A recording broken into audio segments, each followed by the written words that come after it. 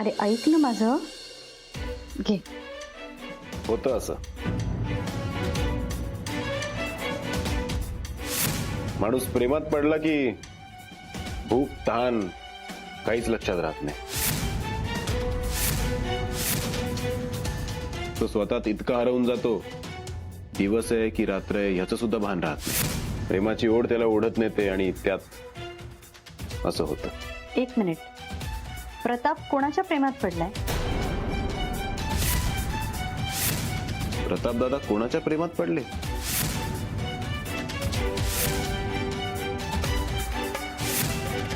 खरं तर प्रताप दादा या गावातल्या प्रत्येकाच्या प्रेमात आहे. मग तो मित्र असो, गावकरी असो, नोकर असो किंवा शेतकरी असो. आणि ही गोष्ट गावातल्या लहान मुलांना सुद्धा माहिती आहे.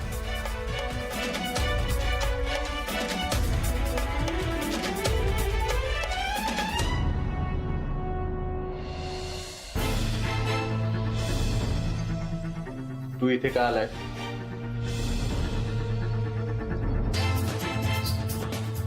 तुला भेटायला. तू लोकांवर एवढं प्रेम करतो, माझ्यासारख्या कट्टर शत्रूवर सुद्धा दया करतो. तुझ्यासारख्या चांगल्या माणसाला बरं व्हायलाच हवं ना. तू कुठल्या नवीन पक्षात जॉईन झालंय का त्या पक्षाचं मार्केटिंग करायला आलाय? ते जे नाटक चाललंय ना ते बंद कर. म्हणजे बोलायला आलास ते बोल. बरोबर आहे. आतापर्यंत मी जसा वागत आलोय ते बघून कोणी माझ्यावर का विश्वास ठेवेल? याच्या आधी ज्या चुका झाल्यात त्या तर मी सुधरू शकत नाही, पण त्यासाठी पाया धरून माफी मागू शकतो. सरडाना दोन कारणासाठी रंग बदलतो. एक स्वतःला वाचवण्यासाठी आणि दुसरं शिकार करण्यासाठी. तू कशासाठी रंग बदलतोय? मी रंग नाही बदललाय मित्रा, फक्त शांततेचा आणि प्रेमाचा शोध घेत घेत आतून बदललोय. खरा आनंद हा समाजसेवेतच आहे हे समजलंय. खरं तर मला माझं जगण्याचं कारण सापडलंय असं समज. तुझ्या वाटेवर चाललायस तीच खरी आहे. या वाटेवर चालताना तुझा हात डोक्यावर असू दे. येतो.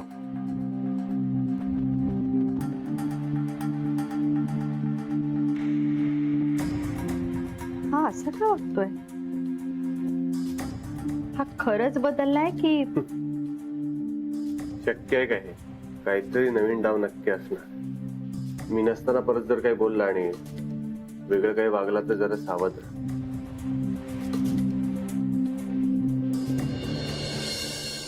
बाईसाहेब, एक आनंदाची बातमी आहे. डॉक्टरांनी प्रतापदादांचे रिपोर्ट चेक केलेत. तुम्ही त्यांना लवकरच घरी घेऊन जाऊ शकता. मी आधीच म्हटलेलं की मी बरा झालोय म्हणून. Yes sure.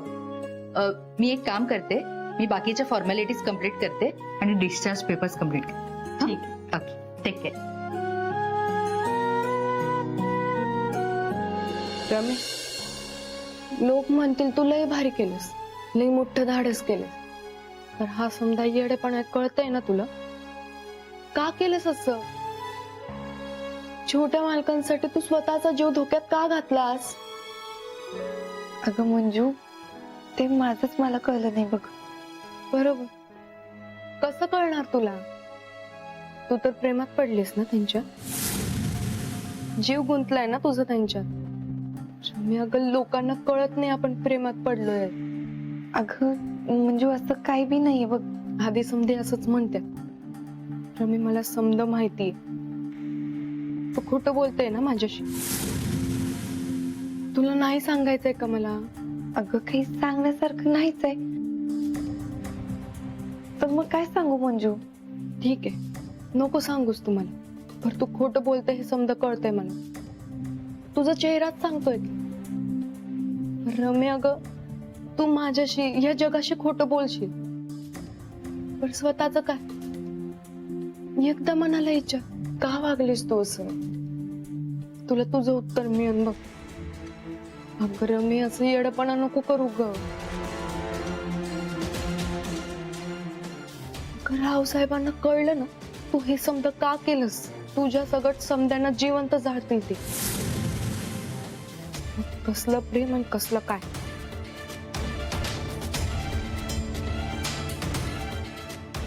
येते म्या. रमी अगं, मैत्रीच्या नात्यानं हक्कानं तुला बोलले. तर जर उलट पालट बोलले असेल तर मनात नको ठेवूस. नाही. काळजी घे स्वतःची आणि लवकर बरी हो. येते.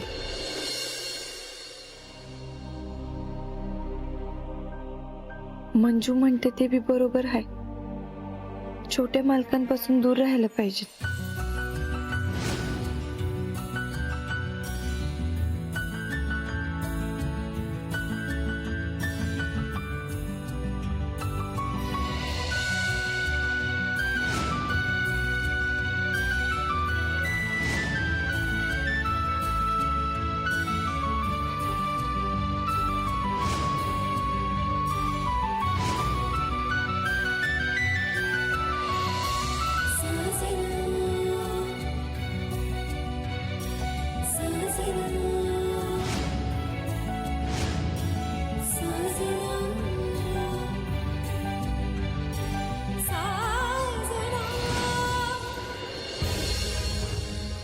पर कसं दूर राहू. आज न उद्या मी वाड्यावर जाणार. तिथं परत छोट्या मालकांना भेटणार. आणि उगा सहवासातून अजून गुंतायला होणार. नग आता वाड्यावर कामाला नग जायला. आधीच लई उपकार झालेत त्यांचे आपल्यावर. आता दुसरीकडे काम बघू कुठेतरी.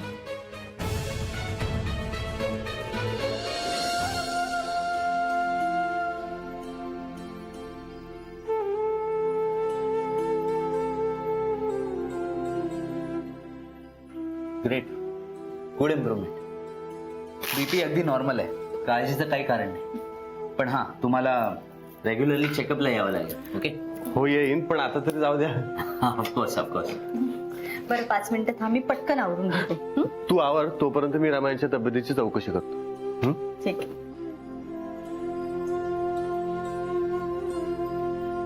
रमा रमा छोटू मला तुम्ही सगळ्या मावशी, रमा कुठे गेल्या? रमाला शोधते, दिसत नाही कुठे ती. अशा अचानक कुठे गेल्या? तुम्ही थांबा, मी इथल्या लोकांना विचारतो. मी पण येते तुमच्या या. रमा आल्या होत्या का इथे? नाही. रमाला पाहिलं का? आयसीयू मध्ये होत्या त्या. सरला मावशी, रमा हॉस्पिटलमध्ये नाही आहेत. बाहेर गेले असतील का? चला आपण बघूया.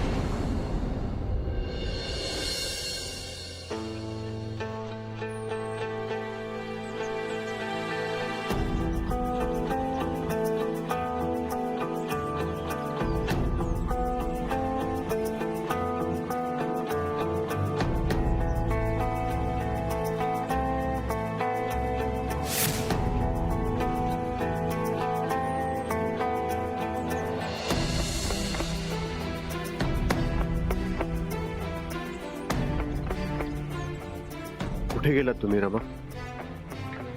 आणि मला न भेटता काहीच न बोलता का निघून गेला?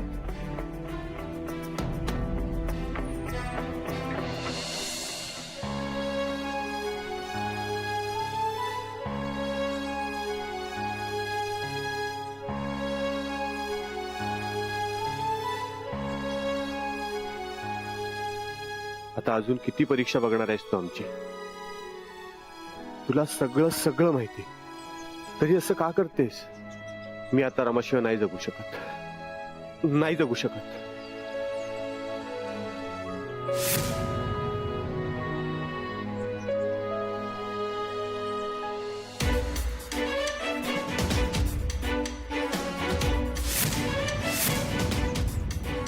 तुला भेटायला येणारच होतो आणि तू इथे. बरे, डिस्चार्ज मिळाला ते बरं झालं. आणि बरं वाटल्या वाटल्या देवीच्या दर्शनाला आला, हे पण चांगलं झालं. एवढ्या मोठ्या संकटातून वाचवलंय तिला, आभार मानायलाच हवेत ना.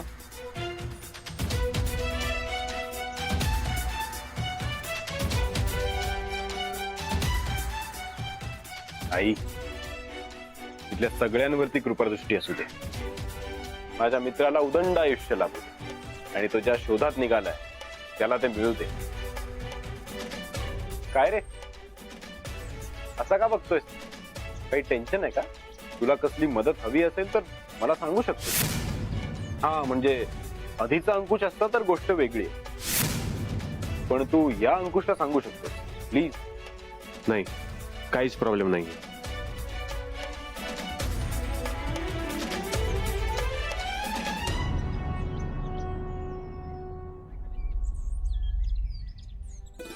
मित्रा, तू नाही म्हणतोयस, पण तुझ्या डोळ्यात सगळं दिसतंय.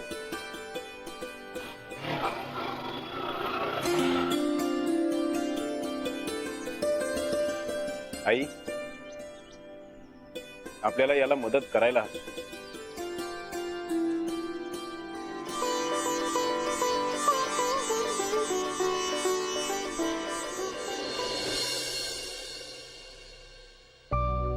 काय झालं काय? रमा आपली हा तिचं काय? दवाखान्यात नाही ती. सगळीकडे शोधलं, गावात पण शोधलं, सापडायला झाली. हा मग बरोबरच आहे ना, तिथं नसणारच ती. तिथे नसणार म्हणजे कुठे? हा ती काय ती घरी आली हे बघ. अगं डॉक्टरने सोडलं नव्हतं ना तुला, मग अशी तडकाफडकी कशी निघून आलीस? अग काय काय झालं रडायला एवढं? काय ए ए रमा ऐक इकडे बघ. मला सांग, दवाखान्यात काही झालं का? अगं मामी, अजून किती दिवस त्यांच्या उपकारांच्या ओझ्याखाली जगायचं ग? आधीच एवढा खर्च केला होता त्यांनी, अजून खर्च नव्हता वाढवायचा. रमा, हे तू उपकाराचं आणि खर्चाचं कुणी काही बोलले का तुला? मग अगं कोणी बोलत नाही ग. आणि बोलणार बी नाही कोणी. अगं जीव धोक्यात घातलाय तिनं तिचा, काय खायचं काम आहे का? आणि त्याच्या पुढे त्यांनी खर्च केलेला काय नाही बरं का. आणि तू त्यांच्या खर्चांचं बोलते. अगं एवढा पैसा आहे त्यांच्याकडे, महिनाभर जाळला तरी पुरून उरत. अरे पण त्यांच्याकडे एवढं आहे म्हणून त्यांनी आपला खर्च करावा हे बरोबर नाही ना. मी आता ठरवलंय, आता एक ना एक पै परत करणार आहे त्यांची. रमेश, या सगळ्याचा विचार नको करूस तू. आणि सरला मुलला काहीतरी खायला दे, भूक लागली असं. आणि पिंट्या, जरा पटकन दवाखान्यात जा आणि सांग रमा इथं आली म्हणून. हा येतो मी. तू आराम कर, मी पटकन खायला करते काहीतरी. बरं वाटतंय ना आता?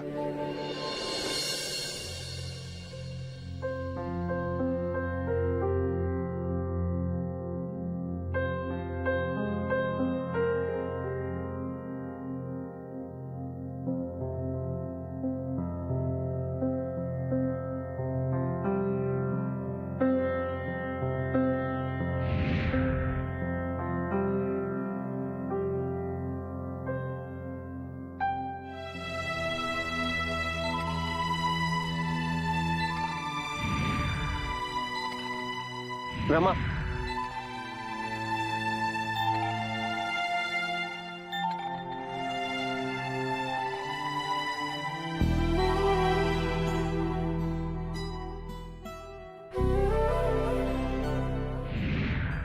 रमा यांनी असं का केलं असेल?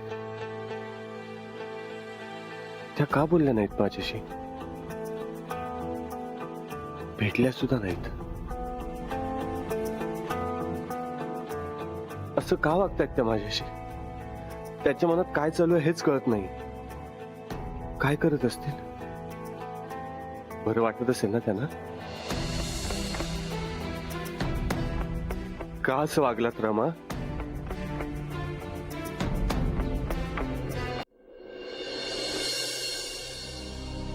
मी हा निर्णय घेतलाय, याचा तुम्हाला लई त्रास होणार आहे छोटे. मला माहित आहे मला, पण मी या वाड्यावर आले तर आपण एकमेकात अजूनच गुंतत जाऊ आणि मग एकमेकांपासून दूर राहणं शक्य होणार नाही.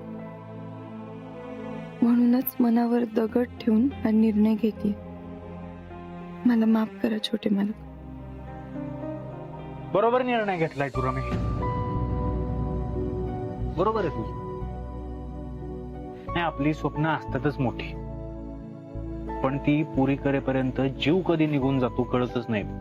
ती चिलट पाखरं असतात ना ज्योतीभोवती फिरणारी, ज्योतीसारख्या स्वप्नाभोवती फिरतात आणि त्यातच जळून चटकन राखून मारतात. तसं आयुष्य आहे आपलं. पण तसं तर तसं मानानं जगता यायला पाहिजे. आणि म्हणून रमे, तू त्यांची एक ना एक पै परत केली पाहिजे. नकोच ते उपकाराचं ओझं. मी तुला सांगू का रमी, तू वाड्यावर जायचं बंद कर, म्हणजे हे सगळंच थांबल. अरे पण आता पुढं काय करायचं याची काळजी लागली बघ मला पिंट्या दादा. हे काम सोडायचं म्हटलं तर दुसरं काम तर असलं पाहिजे ना हातात. अगं कामाचं काय, एक काम शोधायला गेलं तर 1000 कामं मिळतील. आता त्याची केवढी मर्जी आहे तुझ्यावर. हा, तोच काम मिळवून देईल तुला, कशाला काळजी करते. बरे बघ, आता या विचारानं उगाच तुझं डोकं नको खराब करू. हा, झोप, आराम कर.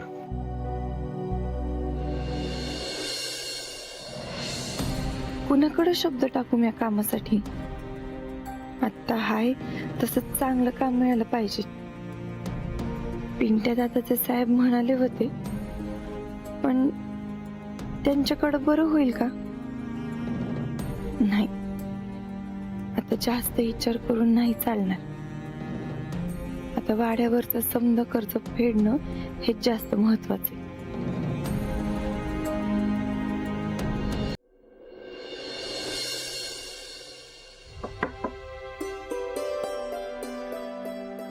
छोटे मला इकडे कसं काय आले? रमा रमा काल हॉस्पिटलात घरी आली. बाईसाहेबांना पण सांगितलं होतं, आणि पिंट्या गेला तर हॉस्पिटलमध्ये सांगायला. हो, ते समजलं मला. त्यांची तब्येत कशी आहे ते विचारायला आलो होतो. कुठे बाहेर गेल्यात का त्या? बाहेर म्हणजे? हा, बाहेर बाहेर गेली ती. बाहेर म्हणजे कुठेतरी मंदिरात, शेतावर, नाहीतर कुठेतरी गेली असेल बाहेर. मला वाटतं शेतावरच गेली असेल ती. ठीक आहे, बघतो मी, येतो. छोटे मला चहा करते की होईल लगेच? नाही, नको. ठीक आहे, येतो.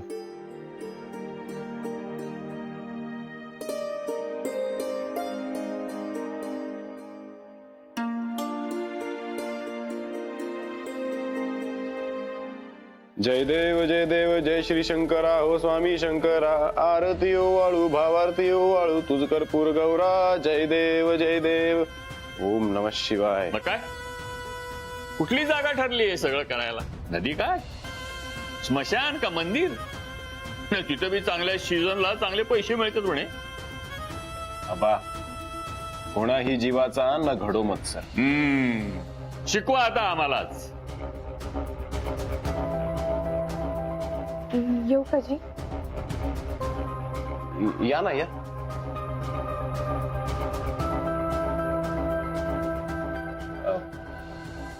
बसा ना. नाही, ठीक आहे. अहो, संकोच करू नका, बसा.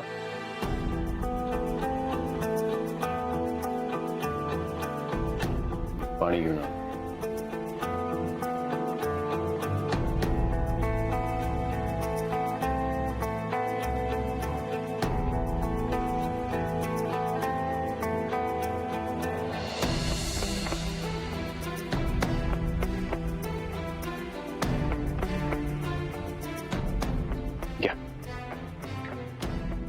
घ्या.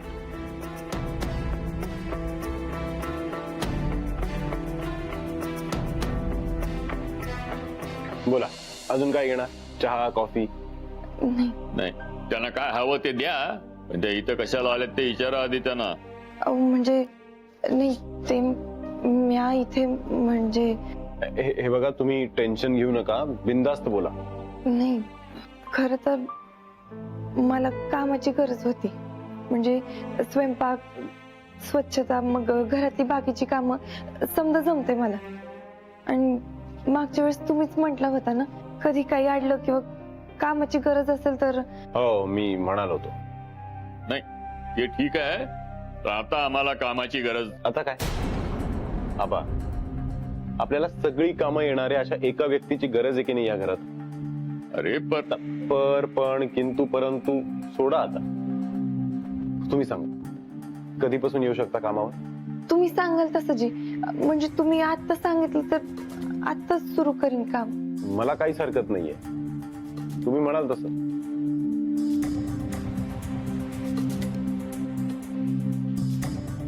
काय डोकं बिकं फिरलं की काय यायचं? हिने वाड्यावर राहून प्रतापचं मन जिंकणं महत्वाचं आहे. इथं राहिली तर संध्याचा बट्ट्याबोळ होईल. आणि ही वाड्यावर एवढी घसट असताना इथं आलीच कशी? हा, इथं पाठवण्यात रावसाहेबाचा काहीतरी डावही असू शकतो.